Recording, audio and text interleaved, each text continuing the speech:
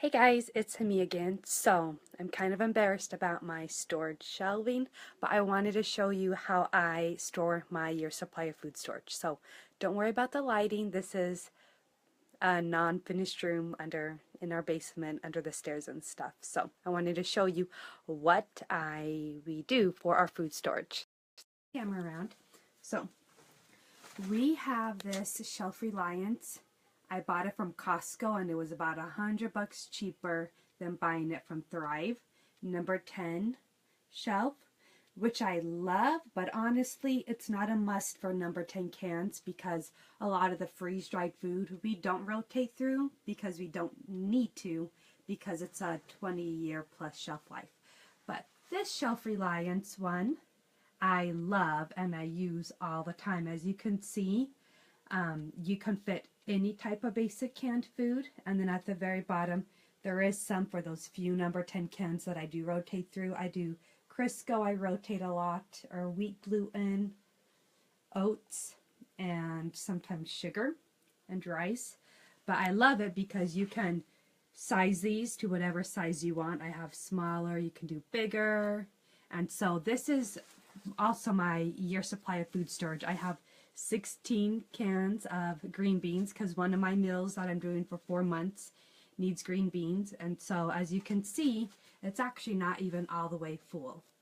So I have this small shelf and this big shelf for my year supply of food storage, and hopefully I'm not going to make you sick, but we're going to go around here and show you the rest of my year supply. I've got peanut butter, I've got my applesauce and vanilla and yeast, cocoa, drink mixes, because after the purified water it'll help with that.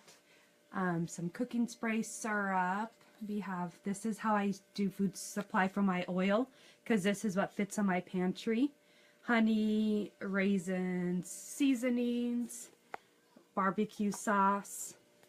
And then I do these boxes to put all of my like onion soup mix, taco seasoning, baking powder in. And then this is how I store my brown sugar. I've been using it for over a year, 2 years with it, and I rotate through it and it hasn't gotten hard yet. I have jam. And then some of the food storage like my eggs and my powdered eggs, my powdered butter, and my freeze-dried beef I just keep in these boxes, and they store number 10 can.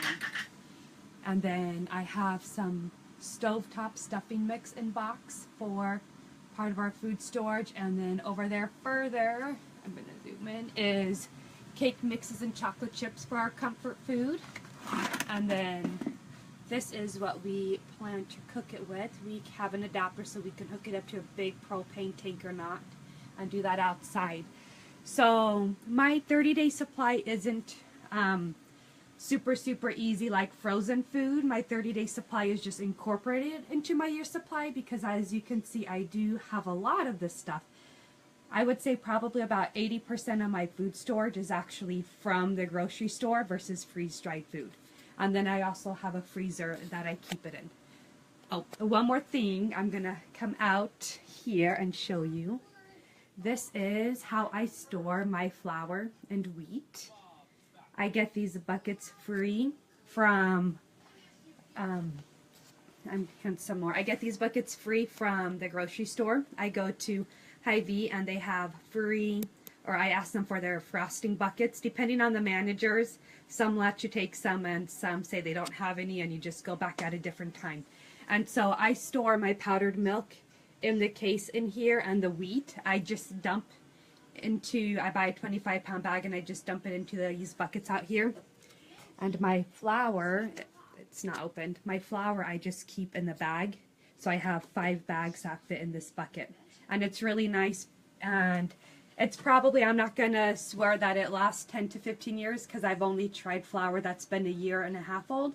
And it hasn't tasted stale or anything like that. So I don't put my food in Mylar bags at this time, and it has all worked for me. So this is my food storage pantry, and I just wanted to give you guys a quick idea with that. So feel free to share this, tag it on your video, share with a friend for those who aren't quite sure how to store their food storage. And thanks for listening. I'll talk to you later.